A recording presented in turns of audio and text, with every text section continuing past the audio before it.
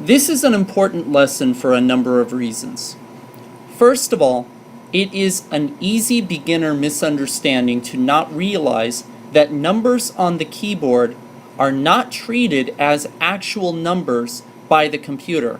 For example, if you push the number 4 on your keyboard when you're writing a program, or if a program is waiting for you to type something and you type in the number 4 on your keyboard, that is not treated as an actual value, a quantity of 4. Rather, it is encoded as text.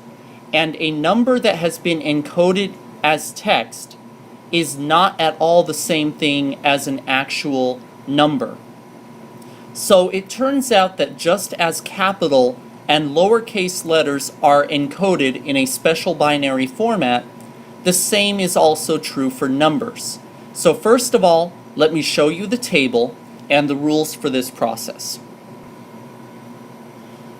So here is a table of all of the different way that numbers, as they're typed on the keyboard, are encoded as ASCII text. Now look at the first example here, which is right here. This is 0 on your keyboard, the way it's actually encoded. Notice that it is not the same thing as the value 0. Or take a look at this example. This right here, if you push 3 on your keyboard, it actually gets encoded like this, which is certainly not the value 3. It's actually 33 in hexadecimal. So you cannot just simply add together values for numbers that are typed on the keyboard, because they are not treated as actual numbers. So if you take a look at this table, you should be able to see the structure of number characters. Every number character starts with 0011. And then immediately after that, the actual value of the number is represented by the next 4 bits. So for example, the number 6 starts with 0011, and then the next 4 bits encode the actual binary value for 6. So if you remember, in the context of capital and lowercase letters, capital letters always began with 010, lowercase letters always began with 011, and numbers always begin with 0011.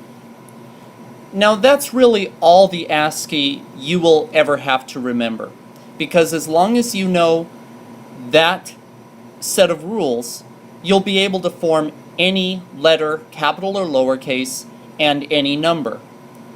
The most important thing to understand in this lesson by far is to remember that a number typed on the keyboard is encoded differently than the actual value of that number. And this goes for all numeric characters. However, as you can see from the above table, translating a character from ASCII to a real number is not very hard. For example, if we have this value and we want to convert it to the actual value of 3, all we have to do is just set these two ones to a 0. So in other words, if you have a single character that is a number and you want to convert it to an actual number, all you have to do is take these two binary digits and set them to 0, and you will have achieved that goal. So for example, if we have the character 8, as it would be typed on your keyboard, and we want to convert that to the value 8, all we have to do is set these two binary digits to a 0. Now remember that this lesson applies to ASCII specifically. As I stated in the last lesson, ASCII is one of many ways to encode characters, and you should not assume that this is universally true.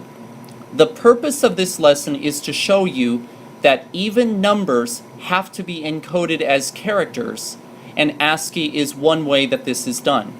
We will explore this in greater detail later.